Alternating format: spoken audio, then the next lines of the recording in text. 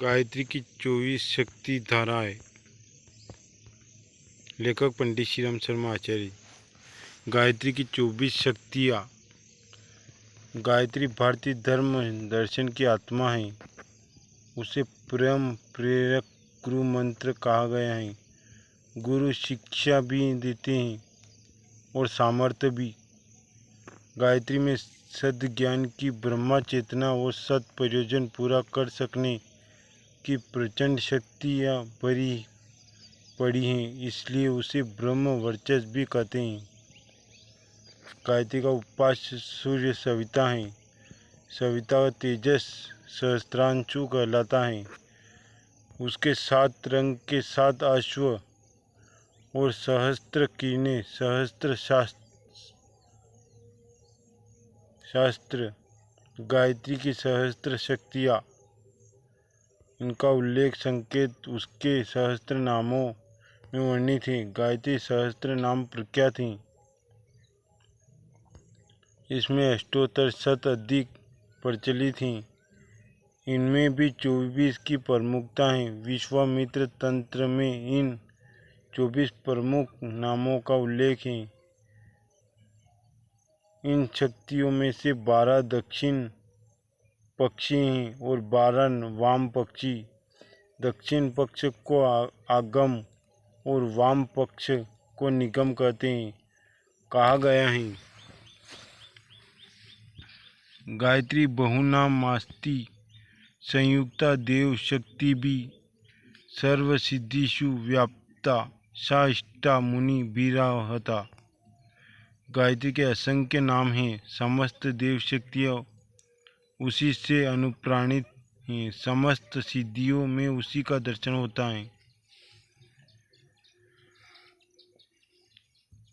चतुर्विंशति सहस्त्र प्रज्ञा मुखम मतम चतुर्विंशति सवे चेतु शेयम मुखम मनीषी भी। महाप्रज्ञा के 24,000 नाम प्रदान हैं। इनमें 24 को अधिक महत्वपूर्ण माना गया है। तत्रापिं च सहस्त्रम तु प्रधान परिकीर्तिम अष्टोत्तरशतम मुखम तेषुक्तिप्रो महर्षि भी। उन 2400 नामों में भी मात्र सहस्त्र नाम ही सर्वविदित हैं। सहसों में से 108 चुने जा सकते हैं। चतुर्विंशति देवास्या गायत्राक्षराणि तु शांति सर्व समर्थानि तस्या साधान्वितानि च। 24 अक्षरों वाली सर्व समर्थ गायत्री के 24 नाम भी ऐसे ही हैं जिनके सार रूप में गायत्री के विभव विस्तार का आभास मिल जाता है। चतुर्विंशति केशवे नामसु द्वादमेव तु वैदिकानि तथा डाणी शेषानि तांत्रिकानि सु। गायत्री के 24 नामों में 12 वैदिक वर्ग के हैं और 12 तांत्रिक वर्ग के हैं। चतुर्विंशन्तु वर्णेषु चतुर्विंशति शक्तयः शक्तिरूपानुसारं च तासां पूजा विधीयते। गायत्री के 24 अक्षरों में 24 देव शक्तियाँ निवास करती हैं, इसलिए उनके अनुरूपों की ही पूजा अर्चना की जाती है। आद्यशक्ति स्थिता ब्रह्मा वैष्णवी साम्भवी च वेद माता देव माता विश्व माता ऋतंबरा मंदाकिनी जंपा चैव रिद्धि सिद्धि प्रकीर्तिता। वैदिकानि तु नामानि पुण्यकृतानि की 12। आद्यशक्ति ब्रह्मा वैष्णवी साम्भवी वेद माता देव माता विश्व माता ऋतंबरा, मंदाकिनी, अजपा, रिद्धि, सिद्धि अन्य 12 को वेदी कहा गया है।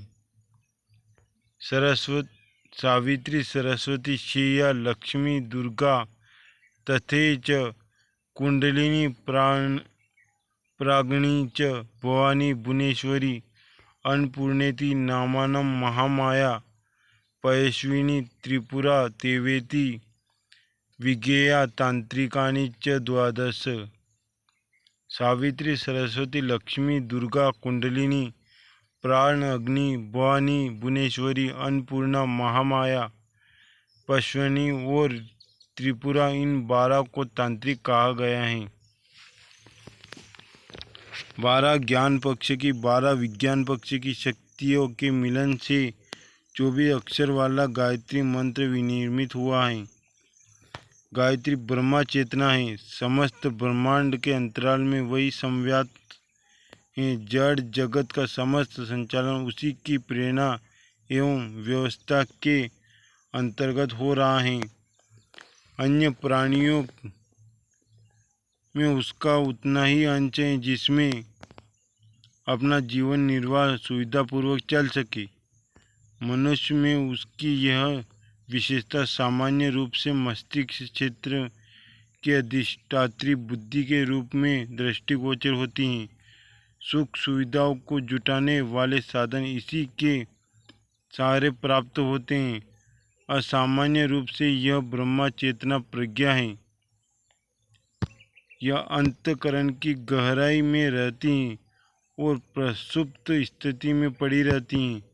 पुरुषार्थी उसे प्रयत्नपूर्वक जगाते हैं और क्रियाशील बनाते हैं।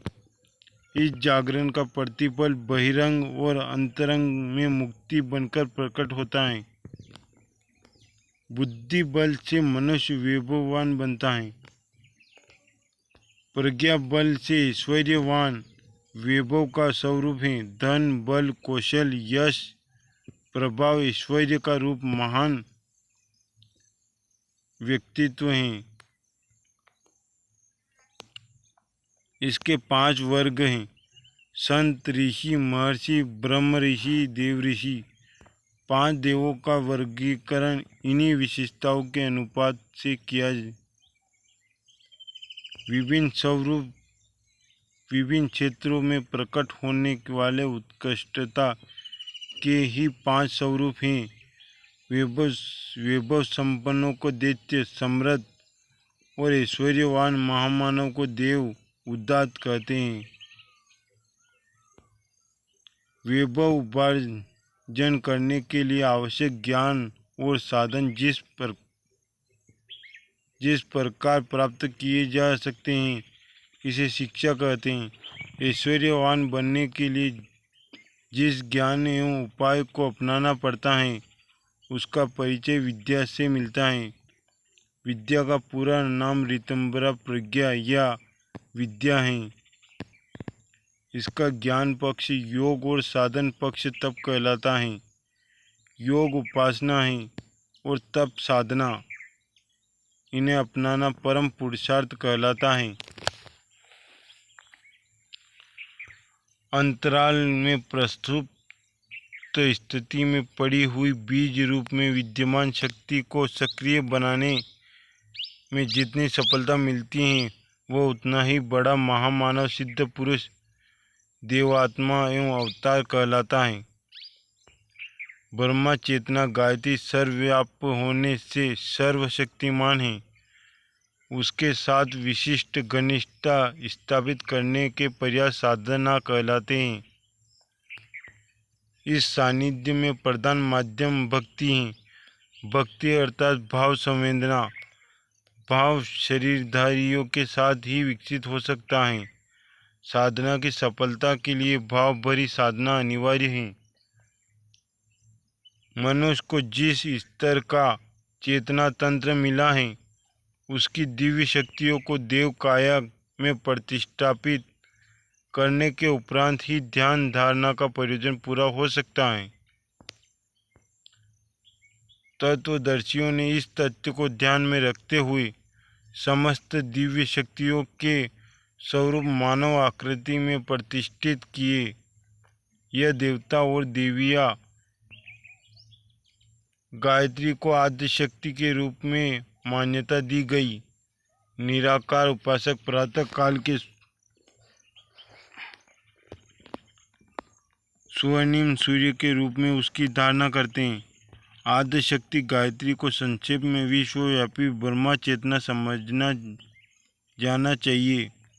उसके असंख्य तरंगे हैं, अर्थात उस एक ही महासागर में असंख्यों लहरें उठती हैं। उनके अस्तित्व पृथक पृथक दिखते हुए भी वस्तुतः उन्हें सागर की जलराशि के अंग अवयव ही माना जाएगा। गायत्री की सहस्त्र शक्तियाँ में जिन 24 की प्रधानता है, वे विभिन्न प्रयोजन के लिए प्रयुक्त होने वाली शक्ति धाराएँ हैं। 24 अवतार, 24 देवता, 24 ऋषि, 24 गीताएँ आदि में गायत्री के 24 अक्षरों का ही तत्व ज्ञान विभिन्न पृष्ठभूमिका में बताया समझाया गया है। इन 24 अक्षरों में सन्निहित शक्ति की उपासना 24 देवियों के रूप में की जाती है। तथ्य को समझने में बिजली के उदाहरण से अधिक सरलता पड़ेगी। बिजली सर्वत्र संव्याप्त ऊर्जा तत्व है। वह सर्वत्र संव्याप्त और निराकार है। उसे विशेष मात्रा में उपार्जित एवं एकत्रित करने के लिए बिजली घर बनाए जाते हैं। उपलब्ध विद्युत शक्ति को स्विच तक पहुंचाया जाता है। स्विच के साथ जिस प्रकार का यंत्र जोड़ दिया जाता है, बिजली उसी प्रयोजन को पूरा करने लगती है। बत्ती जलाकर प्रकाश, पंखा चलाकर हवा, हीटर से गर्मी, कूलर से ठंडक, रेडियो से आवाज़, टेलीविज़न से दृश्य, मोटर से गति, स्पर्श से झटका जैसे अनेकों प्रयोजन पूरे होते हैं। इनका लाभ एवं अनुभव अलग अलग प्रकार का होता है। इन सबके यंत्र भी अलग अलग प्रकार के होते हैं। इतने पर भी विद्युत शक्ति के मूल स्वरूप में कोई अंतर नहीं आता। इन विविधताओं को उसके प्रयोगों की विभिन्न भिन्नताएं भर कहा जा सकता है। आद्य शक्ति गायत्री एक ही है, पर उसका प्रयोग विभिन्न प्रयोजनों के लिए करने पर नाम रूप में भिन्नता आ जाती है और ऐसा भ्रम होने लगता है कि वे एक दूसरे के से पृथक तो नहीं। विचारवान जानते हैं कि बिजली एक ही है। उद्देश्यों और प्रयोगों की भिन्नता के कारण उनके नाम रूप में अंतर आता है और पृथकता होने जैसा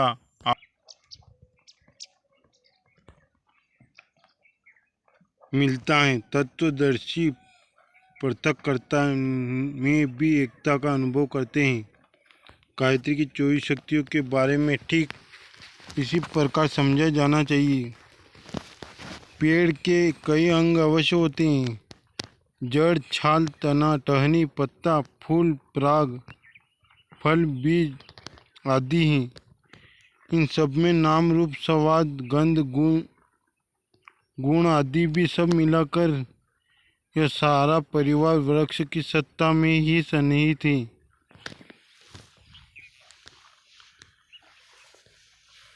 गायत्री की 24 शक्तियाँ भी इसी प्रकार मानी जानी चाहिए। सूर्य के 7 रंग के 7 अश्व पृथक पृथक निरूपित किए जाते हैं। उनमें उनके गुण धर्म भी अलग अलग होते हैं।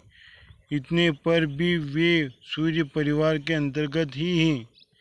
गायत्री की 24 शक्तियों की उपासना को विभिन्न प्रयोजन के लिए विभिन्न नाम रूपों में किया जा सकता है, पर भ्रम नहीं होना चाहिए कि वे सभी स्वतंत्र एवं विरोधी हैं। उन्हें एक ही काया के विभिन्न अवयव एवं परस्पर पूरक मानकर चलना ही उपयुक्त है। एक आद्य शक्ति गायत्री, ब्रह्मा एक है, उसकी इच्छा क्रीड़ा कल्लोप की हुई उसने एक से बहुत बनना चाहा। यह चाहना इच्छा की शक्ति बन गई। इच्छा की शक्ति ही सर्वोपरि है। उसी की सामर्थ्य से यह समस्त संसार बनकर खड़ा हो गया। जड़ चेतन सृष्टि के मूल में परम ब्रह्मा को जिस आकांक्षा का उदय हुआ उसे ब्रह्मा शक्ति कहा गया। यही गायत्री है। संकल्प से प्रयत्न, प्रयत्न से पदार्थ का क्रम सृष्टि से आदि से बना है और अनंत काल से चला आया। प्रत्यक्ष तो पदार्थ ही दिखता है। सूक्ष्मदर्शी वैज्ञानिक जानते हैं कि पदार्थ की मूल सत्ता अणु संगठन पर आधारित है। यह एक अणु को कुछ नहीं विद्युत तरंगों से बने हुए गुच्छक मात्र हैं। यह सूक्ष्म हुआ। उससे गहराई में उतरने वाले तत्वदर्शी अध्यात्मवेत्ता जानते हैं कि विश्वव्यापी विद्युत तरंगे भी स्वतंत्र नहीं हैं। वे ब्रह्मा चेतना की प्रतिक्रिया पर हैं। जड़ जगत की पदार्थ संपदा में निरंतर दूरगामी हलचलें होती हैं। इन हलचलों के पीछे उद्देश्य सुतलन विवेक व्यवस्था का परिपूर्ण समन्वय है। इकालॉजी के ज्ञाता भली प्रकार जानते हैं कि सृष्टि के अंतराल में कोई अत्यंत दूरदर्शी विवेक युक्त सत्ता एवं सुव्यवस्था विद्यमान है। उसी सामर्थ्य की प्रेरणा से सृष्टि की समस्त हलचलें किसी विशिष्ट उद्देश्य के लिए गतिशील रहती हैं। यह आदिशक्ति है। इसी को गायत्री कहा गया है। साक्षी, दृष्टा, निर्विकार, निर्विकल्प, अविनय, निराकार, व्यापक ब्रह्मा की सृष्टि व्यवस्था जिस सामर्थ्य के सहारे चलती हैं वही गायत्री है। गायत्री त्रिपदा है। गंगा, यमुना, सरस्वती के संगम को तीर्थराज कहते हैं। गायत्री मंत्रराज हैं। सत्य चित्त आनंद, सत्यम शिवम सुंदरम, सत रज तम, ईश्वर जीव जगत प्रकृति, भूलोक भूलोक स्वलोक का विस्तार त्रिपदा है। पदार्थों में ठोस द्रव्य वाष्प, प्राणियों में जल थल नभजर, सृष्टि क्रम के उत्पादन अभिवर्धन परिवर्तन गायत्री के ही तीन उपकरण हैं। सर्दी गर्मी वर्षा की ऋतुएं, दिन रात्रि संध्या तीन काल हैं। तीन काल में महाकाल की हलचलें देखी जा सकती हैं। प्राण अग्नि, कालाग्नि, योग अग्नि के रूप में त्रिपदा की ही ऊर्जा व्याप्त है। सृष्टि के आदि में ब्रह्मा का प्रकटीकरण हुआ। यह ओमकार है। ओमकार के तीन भाग हैं, अ उ म। उनके तीन विस्तार हैं, भू भुव स्व। उनके तीन चरण हैं। इस प्रकार शब्द ब्रह्मा ही पल्लवित होकर गायत्री मंत्र बना। पौराणिक कथा के अनुसार सृष्टि के आदि में विष्णु की नाभि से उत्पन्न कमल कर ब्रह्मा जी प्रकट हुए। उन्हें आकाशवाणी द्वारा गायत्री मंत्र मिला और उसकी उपासना करके सर्जन की क्षमता प्राप्त करने का निर्देश हुआ। ब्रह्मा ने 100 वर्ष तक गायत्री का तप करके सृष्टि रचना की शक्ति एवं सामग्री प्राप्त की। यह कथा भी शब्द ब्रह्मा की भांति गायत्री को ही आदिशक्ति सिद्ध करती हैं। ज्ञान योग, कर्म योग, भक्ति योग के अंतर्गत संसार की समस्त विचार संपदा और भाव विविधता त्रिपदा गायत्री की परिधि में ही सन्निहित है। आदिशक्ति के साथ संबंध बनाकर साधक सृष्टि की समीपता तक जा पहुँचता है और उन विशेषताओं से संपन्न बनता है जो परम ब्रह्मा में सन्निहित है। परम ब्रह्मा का दर्शन एक विलय ही जीवन लक्ष्य है। यह प्रयोजन आदिशक्ति की सहायता से ही संभव होता है। आद्य शक्ति का साधक पर अवतरण ऋतंबरा प्रज्ञा के रूप में होता है और साधक ब्रह्म ऋषि बन जाता है। नर पशुओं की पर्वतीय वासना तृष्णा अहंता के कुचक्र में परिभ्रमण करती रहती हैं। नर देवों की अंतरात्मा में निष्ठा प्रज्ञा एवं श्रद्धा की उच्च स्तरीय आस्थाएं प्रगाढ़ बनती हैं और परिपक्व होती चली जाती हैं। निष्ठा अर्थात सत्कर्म, प्रज्ञा अर्थात सद्ज्ञान, श्रद्धा अर्थात सद्भाव, इन्हीं की सूक्ष्म प्रतिक्रिया तृप्ति, तुष्टि एवं शांति के रूप में साधक के सामने आती हैं। तृप्ति अर्थात संतोष, तुष्टि अर्थात समाधान, शांति अर्थात उल्लास, उच्च स्तरीय भाव स्वरण की उपलब्धि होने पर साधक सदा अपनी आस्थाओं का आनंद लेते हुए रस विभोर हो जाता है। शोक संताप से उसे आत्यंतिक छुटकारा मिल जाता है। आद्य शक्ति की शरणागति के लिए बढ़ता हुआ हर कदम साधक को इन्हीं विभूतियों से लाभान्वित करता चला जाता है।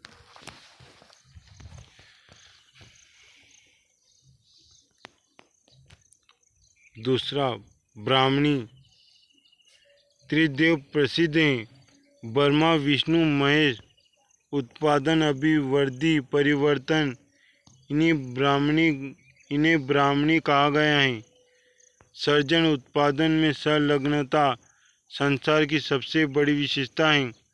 यह क्षमता धरती में है और जननी में है। अपने उत्पादनों से दूसरों को लाभान्वित करना, स्वयं धन्य बनना, इसी उत्कृष्टता के कारण धरती माता और जननी माता गौरवान्वित होती हैं। यह ब्राह्मणी माता के अनुदान हैं। जिन्हें जो जितनी मात्रा में उपलब्ध करता है वह उसी अनुपात से महामानव बनता चला जाता है। ध्वंस दानवों का और सर्जन देवों का सिद्धांत है। इसे सर्जन क्रियाओं में संलग्न मनुष्य ही देव मानव कहलाते हैं। गायत्री की ब्रह्मा शक्ति की साधना करने से साधक में ब्रह्मा तेजस ब्राह्मणत्व विकसित होता है।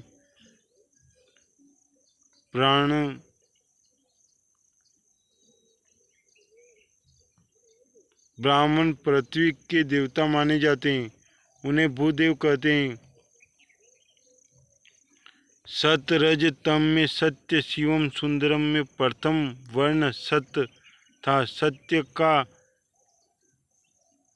यही ब्राह्मणी विशेषता है। उसका अवलंबन ग्रहण करने से व्यक्तित्व स्वभाव में सद्गुण बढ़ता है और अनाचार व्यवहार में सत्वगुण का पवित्रता एवं सादगी का अनुदान निरंतर बढ़ता जाता है। ब्राह्मणी हंस वाहिनी है। उसके एक हाथ में पुस्तक, दूसरे में कमंडल। किशोरी कन्या उसकी व्यय है। इन अलंकारों से ब्रह्मा शक्ति का स्वरूप समझने में सहायता मिलती है और उसका अनुग्रह पाने का द्वार खुलता है। गायत्री का वाहन सामान्य हंस नहीं, मनुष्यों में पाए जाने वाले राजहंस परमहंस हैं। राजहंस शालीन, सज्जन, श्रेष्ठ, आदर्श, परमहंस तत्वज्ञानी, तपस्वी, परमार्थी, जीवन मुक्त। गायत्री उपासक के आधार पर साधक सामान्य मानवीय स्तर से ऊंचा उठकर राजहंस बनता है। साधना की परिपक्वता से वह परमहंस की स्थिति तक पहुंच जाता है। देवात्मा सिद्ध पुरुष के रूप में दृष्टिगोचर होता है। नीर शीर विवेक हंस का प्रधान गुण है। दूसरा है मोती ही चुनना, कोड़ी को हाथ न लगाना, यही सत्वगुण है। उत्कृष्ट चिंतन, सद्विवेक और औचित्य को ही अपनाना, अनुचित से बचे रहना, यही हंस प्रवृत्ति है। ब्राह्मणी चेतना का स्वरूप यही है। गायत्री का हंस वाहन है, अर्थात हंस प्रवृत्ति व्यक्तियों को ही वह महाशक्ति अपने निकटतम रखती है। दूसरा तात्पर्य यह है कि इस उपासना के फल स्वरूप साधक का सतोगुण क्रमशः बढ़ता ही चला जाता है। पुस्तक से सद ज्ञान और कमंडलों से सत्य कार्य का संकेत है।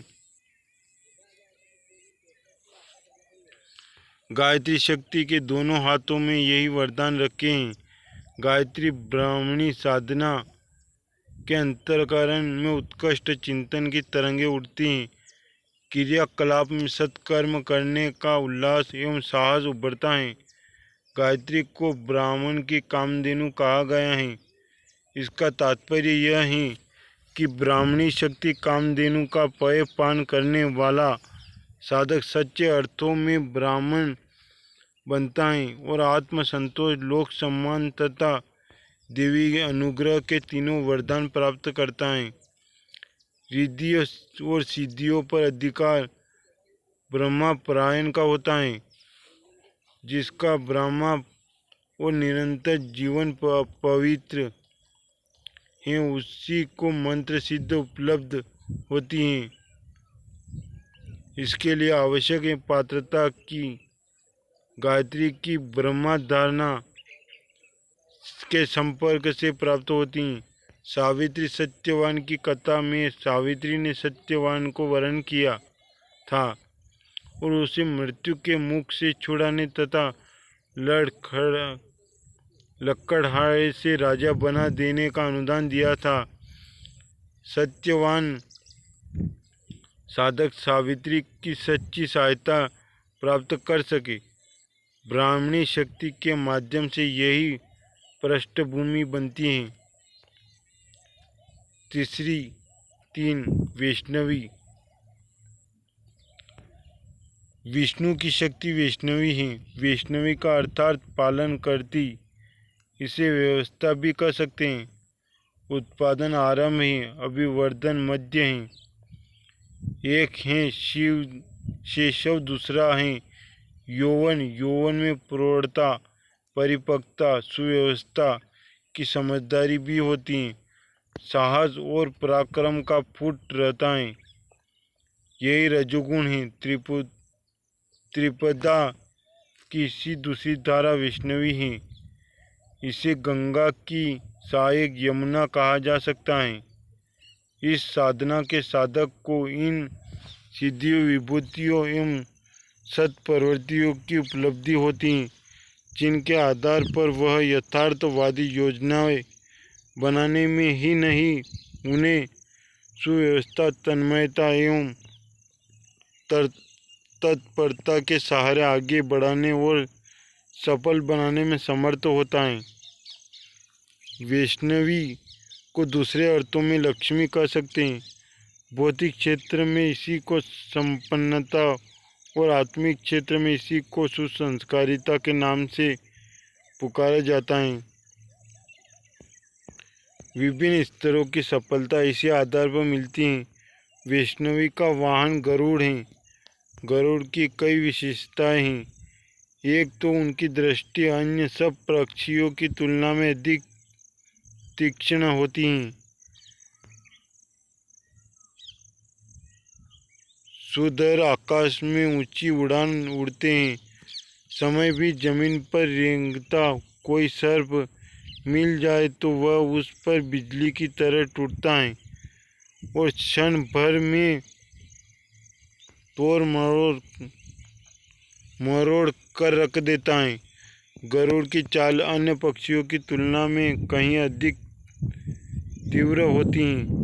आलस और प्रमाद उससे कोसों दूर रहते हैं। उसे जागरूकता का प्रतीक माना जाता है।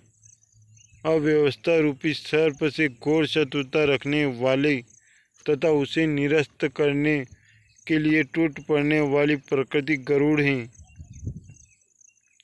दूरदर्शिता अपनाने वाले लोगों को गरुड़ कहा जाता है, जिन्हें न आलस है न प्रमाद, वे गरुड़। ऐसे ही प्रबल पराक्रमी लोगों को गरुड़ की तरह वैष्णवी का प्यार प्राप्त होता है। वैष्णवी की उपासना से समृद्धि का पथ प्रशस्त होता चला जाता है। वैष्णवी की साधना का प्रतिफल संपन्नता है। ऐसे साधकों की आंतरिक दूरदर्शिता दूर हो जाती है। वे सद्गुण संपदाओं के धनी होते हैं। उन्हें सच्चे अर्थों में विभूतिवान कहा जा सकता है। साथ ही उन्हें मानसिक दरिद्रता का भी दुख नहीं भोगना पड़ता। विष्णु का नारी स्वरूप वैष्णवी है। उनके आयुध भी 4 हैं, शंख, चक्र, गदा, पद्म। जहाँ 4 हाथ हैं वहाँ यह चारों हैं। जहाँ 2 ही हाथ हैं वहाँ शंख और चक्र 2 ही आयुध हैं। शंख का अर्थ है संकल्प, सुनिश्चित का प्रकटीकरण, उद्घोष। चक्र का अर्थ है गति, सक्रियता। गदा का अर्थ है शक्ति। पद्म का अर्थ है सुषुम्ना, कोमलता। इन चारों को देव गुण भी कह सकते हैं, देव अनुदान भी कह सकते हैं। जो आयुध विष्णु के हैं वे विष्णुवी के हैं। जिनमें यह चतुर्दिक आकर्षण होगा उस पर वैष्णवी की कृपा बरसेगी। उसी तथ्य को इसी प्रकार भी कहा जा सकता है कि जिन पर वैष्णवी का अनुग्रह होगा उन्हें आयुधों के रूप में उपरोक्त चारों सद्गुण का अनुपात बढ़ता चला जाएगा। 4. शांभवी। त्रिपदा गायत्री का तीसरा प्रवाह शांभवी है। इसे उपयोगी परिवर्तन की शक्ति माना जाता है। दूसरे शब्दों में यह कायाकल्प ही वह सामर्थ्य है जो जीर्णता को नवीनता में,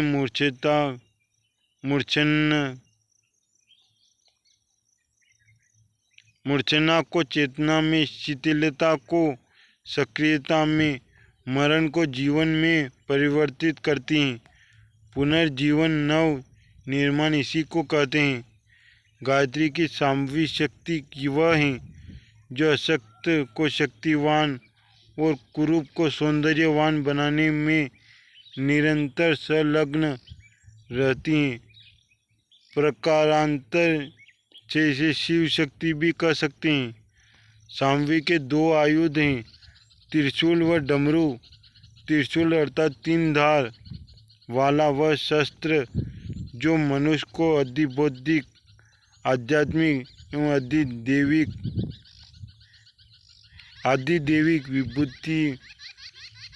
विपत्तियों को विदीर्ण करने में पूरी तरह समर्थ है। मनुष्य जीवन में अनेक कष्ट संकट उत्पन्न करने वाले 3 कारण हैं, अज्ञान, अभाव, आसक्ति। इन्हीं तीनों का निवारण करने वाले ज्ञान, पुरुषार्थ, संयम के 3 शस्त्र उठाने पड़ते हैं। इन तीनों का संयम त्रिशूल है। शांभवी की उपासना करने वाला त्रिशूलधारी बनता है। गायत्री साधना में यदि सच्ची लगन हो तो व्यक्तित्व में ऐसी प्रतिभा का विकास होता है जो पिछड़ी हुई मन स्थिति एवं परिस्थिति से उलट कर समृद्ध एवं समुन्नत बना सके। डमरू जागरण का उत्साह का अग्रगमन का प्रतीक है। शांभवी के एक हाथ में डमरू होने का अर्थ है कि उस शक्ति धारा के संपर्क में आने पर नव जागरण का पुरुषार्थ, प्रयासों में उत्साह का ऊंचा उठने, आगे बढ़ने का साहस उत्पन्न होता है। शांभवी का वाहन वृषभ है। शिव को अपनी प्रकृति के अनुरूप सभी प्राणियों में यही भाया है। वृषभ बलिष्ठ भी होता है और परिश्रमी भी, सौम्य भी होता है और सहिष्णु भी। उसकी शक्ति सृजनात्मक प्रयोजनों में लगी रहती है। समर्थ होते हुए भी वह अपनी क्षमता को पूरी तरह सर्जन प्रयोजन में लगाए रहता है। ध्वंस में इसकी शक्ति प्राय नहीं ही प्रयुक्त होती है। वर्षभ श्रम, साहस, धैर्य एवं सौजन्य का प्रतीक है। इस गुण की जहाँ जितनी मात्रा होगी वहाँ उतना ही अधिक स्नेह, सहयोग, सांभवी का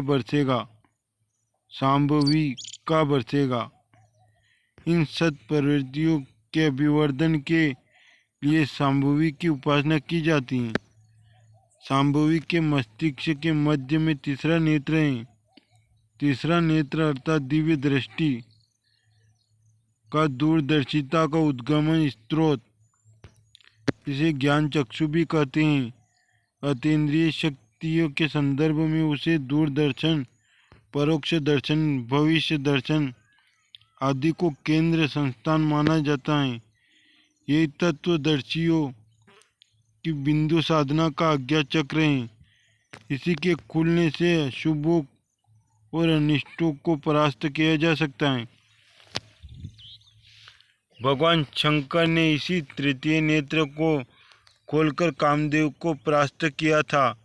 दमयंती ने इसी को खोलकर व्याध को भस्म किया था। यह आज्ञा चक्र में सनई साप क्षमता का परिचय है। दूसरी व्याख्या यह है कि तृतीय नेत्र आज्ञा चक्र के जागरण से उस विवेकशीलता का विकास होता है जो कषाय कल्मशों की हानियों को स्पष्ट रूप से दिखा सके। सामान्य मनुष्य प्रत्यक्ष लाभ के लिए ही भविष्य को नष्ट करते रहते हैं, पर जागृत विवेक सदा दूरगामी परिणामों को ही देखता है और तदनुरूप वर्तमान की गतिविधियों का निर्धारण करता है। इसी रीति नीति के सहारे सामान्य मनुष्यों को असामान्य एवं महामानव बनने का अवसर मिलता है। सांभवी की उपासना में ही तीसरा ज्ञान चक्षु खुलता है और उसी से अर्जुन की तरह आत्मदर्शन, ब्रह्मा दर्शन का लाभ मिलता है। वह सूझ पड़ता है जो सामान्य लोगों की कल्पना एवं प्रकृति से सर्वदा बाहर होता है। 5. वेद माता। गायत्री को वेद माता इसलिए कहा गया है कि 24 अक्षरों की व्याख्या के लिए चारों वेद बने। ब्रह्मा जी को आकाशवाणी द्वारा गायत्री मंत्र की ब्रह्मा दीक्षा मिली। उन्हें अपना उद्देश्य पूरा करने के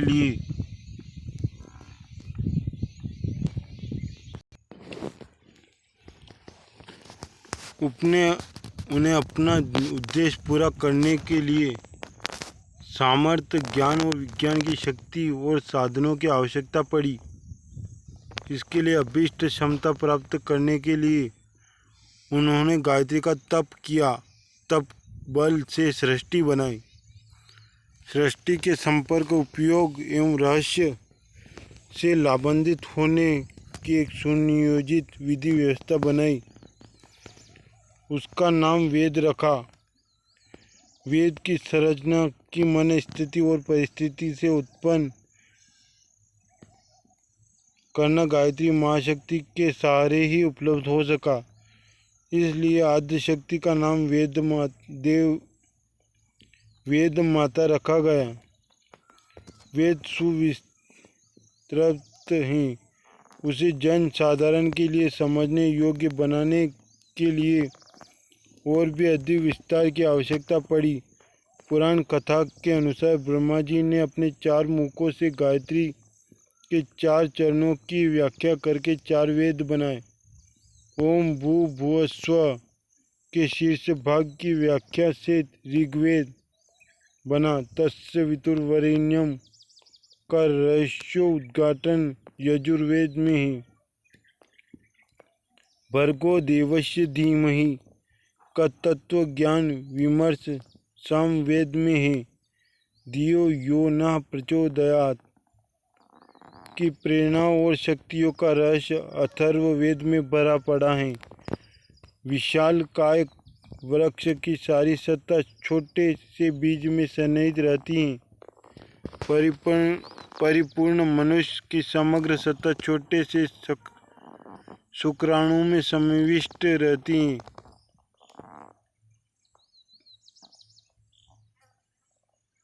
विशालकाय सौर मंडल के समस्त तत्व और क्रियाकलाप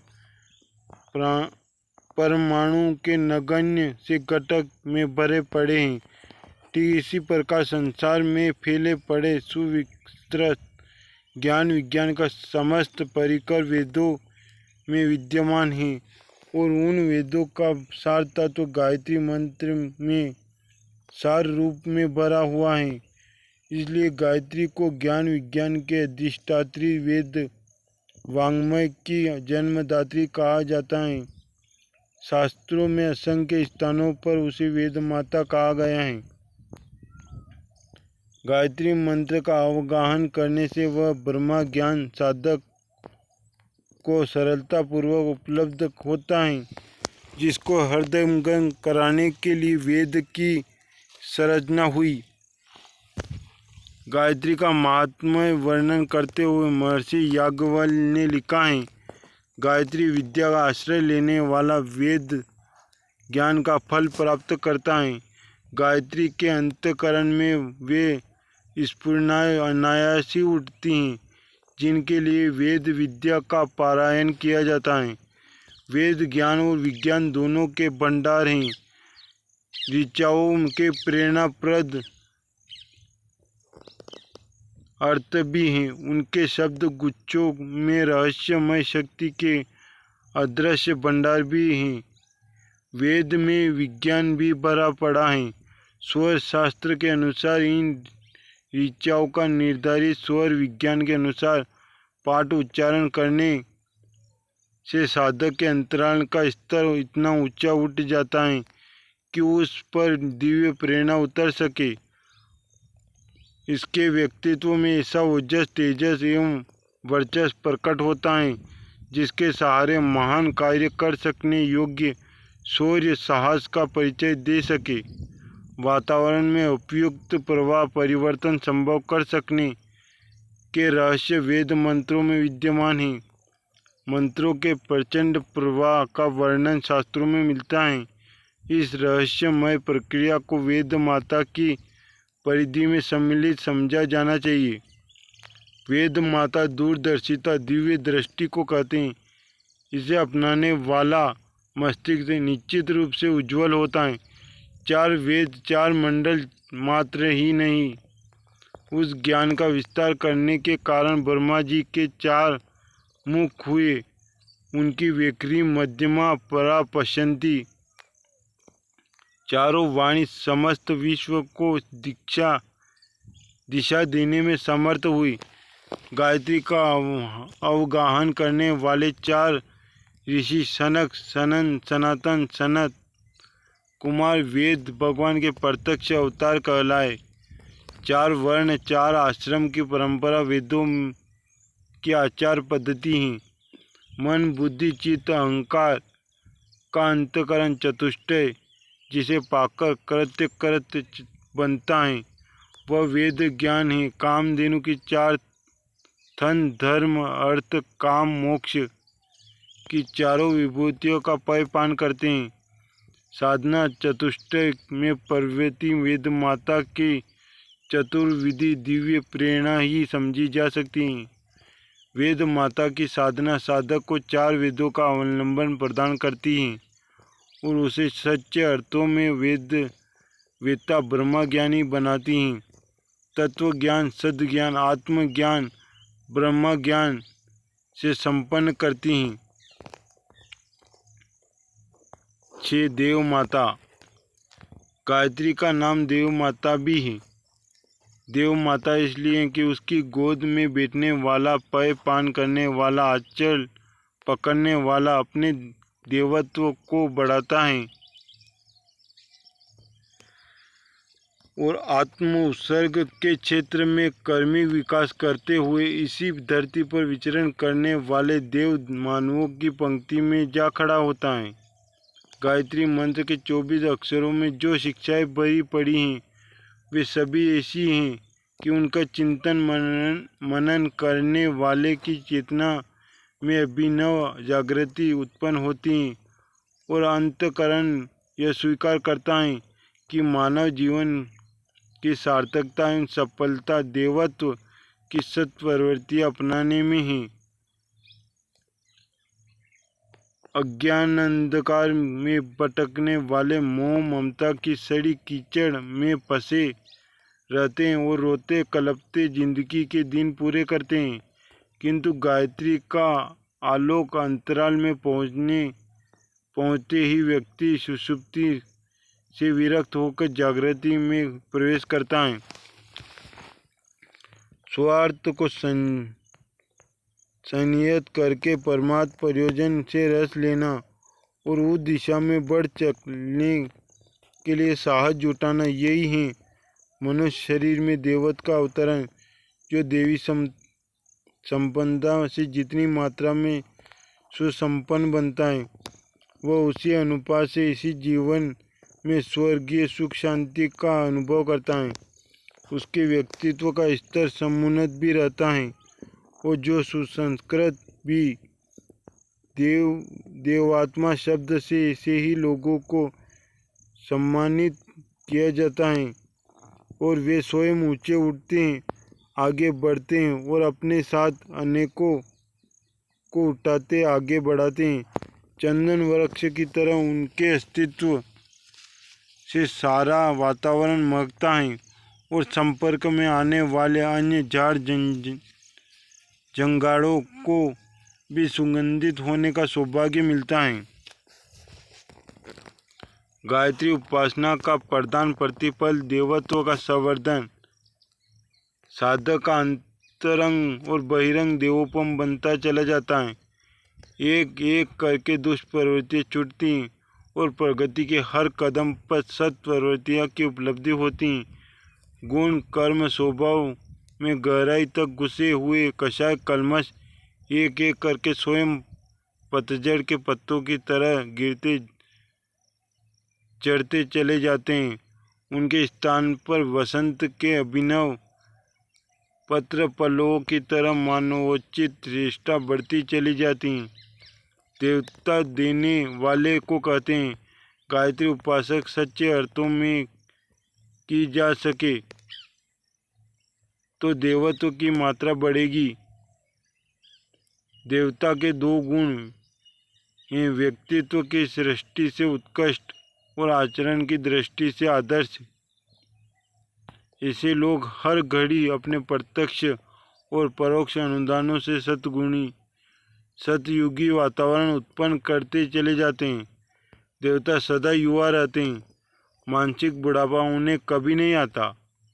प्रसन्नता उनके चेहरे पर छाई रहती है, संतोष की नींद सोते हैं, आशा भरी उमंग में तैरते हैं। किन्हीं भी परिस्थितियों में उन्हें खिन्न उद्गिन्न निराश एवं असंतुलित नहीं देखा जाता। ये विशेषता जिनमें हो उन्हें देव मानव कहा जा सकता। देवता स्वर्ग में रहते हैं। चिंतन की उत्कृष्टता, विधेयक चिंतन में उत्साह, आनंद और संतोष के तीनों ही तत्व घुले हुए हैं। देवता आपत काम होते हैं। कल्प वृक्ष उनकी सभी कामनाओं को पूरा करता है। यह स्थिति उन सभी को प्राप्त हो सकती है जो निर्वाह के लिए जीवन यापन की न्यूनतम आवश्यकता पूरी हो जाना पर पर्याप्त मानते हैं और अपनी महत्वाकांक्षाएं सउद्देश्य में नियोजित रखते हैं। वासना, तृष्णा और अहंता की अतृप्त रहते हैं। सद्भावनाओं को चरितार्थ करने के तो हर क्षण अवसर देवत्व मन स्थिति में उतरता है तो फलतः परिस्थितियों को स्वर्गीय संतोषजनक बनने में देर नहीं लगती। देव माता गायत्री साधक को इसी उच्च भूमिका में घसीट ले जाती हैं। 7. विश्व माता। गायत्री का एक नाम विश्व माता है। माता को अपनी संतानें प्राण प्रिय होती हैं, सभी को एकता के सूत्र में बंधे और समग्र रूप से सुखी समुन्नत देखना चाहती हैं। विश्व माता गायत्री की प्रशंसा भी इसी में है कि मनुष्य मिलजुल कर रहे, क्षमता बरते और आत्मीयता भरा सद्व्यवहार अपनाकर समग्र सुख शांति का वातावरण बनाए। मनुष्यों और अन्य प्राणियों के बीच भी सदा सहायता भरा व्यवहार रहे। विश्व भर में सतयुगी वातावरण बनाए रहने में अतीत की सांस्कृतिक गरिमा एवं भाव भरी सद्भावना निमित्त कारण थी। अगले दिनों विश्व माता का वात्सल्य फिर सक्रिय होगा। वे अपनी विश्व वाटिका के सभी घटकों का फिर से सुसंस्कृत, सुव्यवस्थित एवं समुन्नत बनाने में प्रखरता भरी अवतार भूमिका संपन्न करेगी। प्रज्ञा अवतार के रूप में विश्व के नव निर्माण का प्रसुप्त प्रयास उसी महाशक्ति के वात्सल्य का सामूहिक उपहार समझा जा सकता है। अगले दिनों वसुधैव कुटुंबकम का आदर्श सर्वमान्य होगा। एकता, समता और सुचिता के 4 आदर्शों के अनुरूप व्यक्तित्व एवं समाज की रीति नीति नए सिरे से गढ़ी जाएगी। एक भाषा, एक धर्म, एक राष्ट्र, एक संस्कृति का निर्माण जाति, लिंग और समता के सिद्धांत प्राचीन काल की तरह अगले दिनों भी सर्वमान्य होंगे। सुचिता अर्थात जीवन क्रम में सर्वतोमुखी शालीनता का समावेश। ममता अर्थात आत्मीयता एवं सहकारिता भरा सामाजिक प्रचलन प्राचीन काल की तरह अगले दिनों भी ऐसे ही मनस्थिति एवं परिस्थिति बनाने के लिए विश्व माता की सनातन भूमिका इन दिनों विशेष रूप से सक्रिय हो रही है। मस्तिष्क पर सिक्का के रूप में विवेक की ध्वजा फहराई जाती है। शरीर को कर्तव्य बंधनों से बांधने के लिए कंधे पर यज्ञोपवीत धारण कराया जाता है। यह दोनों ही गायत्री की प्रतीक प्रतिमा है। भगवान का विराट रूप दर्शन अनेक भक्तों को अनेक बार अनेक रूपों में होता रहा है। विराट ब्रह्मा के तत्व दर्शन का व्यवहारिक रूप है विश्व मानव, विश्व बंधुत्व, विश्व परिवार, विश्व भावना, विश्व संवेदना। इससे व्यक्तिवाद मिटता है और समूहवाद उभरता है। यही प्रभु स्मरण है। संकीर्ण स्वार्थपरता के बंधनों से मुक्त होकर विराट के साथ एकात्मा स्थापित कर लेना ही परम लक्ष्य माना गया है। आत्मचिंतन, ब्रह्मचिंतन, योगाभ्यास, धर्मानुष्ठान आदि के साधनात्मक उपचार इसी निमित्त किए जाते हैं। जन जीवन में इन आस्थाओं और परंपराओं का समावेश ही व्यक्तित्व में देवत्व के उदय की मनस्थिति और धरती पर सुख शांति की स्वर्णीय परिस्थिति का कारण बनता है। विश्व माता गायत्री की प्रवृत्ति प्रेरणा यही है। गायत्री महाशक्ति को विश्व माता कहते हैं। उसके अंचल में बैठने वाले में पारिवारिक उदात्त भावना का विकास होता है। शुद्रता के भव बंधनों से मुक्ति, संकीर्णता के नरक से निवृत्ति, यह दोनों ही अनुदान विश्व माता की समीपता एवं अनुकंपा के हैं, जिन्हें हर सच्चा साधक अपने में उमंगता बढ़ता देखता है।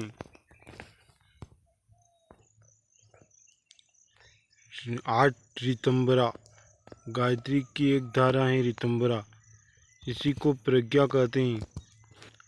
जिस तत्व की प्रेरणा के लिए सविता देवता से प्रार्थना की गई है वह यह ऋतंभरा प्रज्ञा है। इसका स्वरूप समझने और उपलब्ध करने का उपाय बताने के लिए सुविस्तृत ब्रह्मा विज्ञान की संरचना हुई। ब्रह्मा विद्या का तत्व दर्शन इसी ऋतंभरा प्रज्ञा को विकसित करने के लिए है, जिससे अधिक पवित्र संसार में और कुछ नहीं। वह भगवान कृष्ण के शब्दों में सद्ज्ञान ही है। इसकी उपलब्धि को ज्ञान चक्षु उन्मीलन ही कहा गया है। उन दिव्य नेत्रों से आत्म दर्शन एवं तत्व दर्शन का लाभ मिलता है। जिस आत्म साक्षात्कार ब्रह्मा साक्षात्कार के लिए तत्वदर्शी प्रयत्नशील रहते हैं, उसकी उपलब्धि ऋतंभरा प्रज्ञा के अनुग्रह से ही संभव होती है। बुद्धि चातुर्य से संपत्ति संग्रह एवं लोक आकर्षण की उपलब्धियां संभव हो सकती हैं, किंतु आत्मीय उपलब्धियों के लिए सद्भावना, सहृदयता, सज्जनता की भाव संवेदना चाहिए। इन्हीं का विवेक, समस्त दूरदर्शिता, पूर्ण संवय जिस केंद्र पर होता है उसे ऋतंभरा प्रज्ञा कहते हैं। ये जिसे जितनी मात्रा में उपलब्ध होती हैं वह उसी अनुपात में संत, सज्जन, ऋषि, महर्षि, राजऋषि, देवऋषि बनता चला जाता है। लौकिक बुद्धि से सामाजिक संपदाएं मिलती हैं। आत्मीय विभूतियों का उत्पादन, अभिवर्धन तत्व दृष्टि से होता है। इसी तत्व दृष्टि को ऋतंभरा प्रज्ञा कहते हैं। जीवन को गौरवान्वित करने तथा पूर्णता के लक्ष्य तक पहुंचाने में सारी भूमिका ऋतंभरा प्रज्ञा को ही संपादित करनी पड़ती है। ईश्वर का सबसे बड़ा वरदान ऋतंभरा प्रज्ञा है।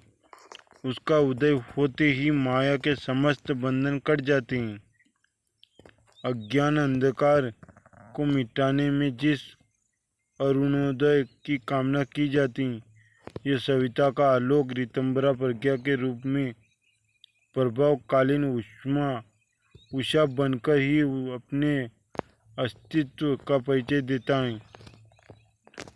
प्रज्ञा का अवतरण होने पर मनुष्य की आकांक्षाएं, विचारधाराएं एवं गतिविधियां मायाबद्ध जीवधारियों से सर्वदा भिन्न हो जाती हैं। वे वासना तृष्णा की कीचड़ में सड़ते नहीं रहते, वरन अपनी नीति को उत्कृष्ट चिंतन एवं आदर्श कर्तव्य के साथ जोड़ते हैं। लोग क्या कहते हैं, क्या करते हैं, इससे वे तनिक भी प्रभावित नहीं होते। लोभ मोह की मदिरा पीकर उन्मत्त हुए पथभ्रष्टों के प्रति उन्हें करुणा बनी रहती और उनके उद्धार की बात सोचते, पर यह स्वीकार नहीं करते कि परामर्श को अंगीकार करें। ऋतंभरा प्रज्ञा के सहारे ही वे ऐसे साहसिक निर्णय ले पाते जो मोहग्रस्त भवबंधनों से जकड़े हुए जन समाज की अपेक्षा सर्वथा भिन्न होते हैं। ईमान और सच्चाई के अतिरिक्त और किसी का परामर्श उन्हें प्रभावित नहीं करता।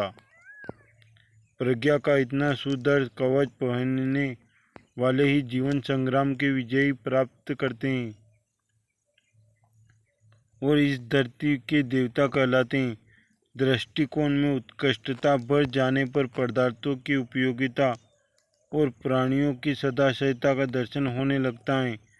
तदनुरूप अपना व्यवहार बदलना और निकृष्ट निकलना आरंभ हो जाता है। चिंतन की इसी प्रक्रिया का नाम स्वर्ग है।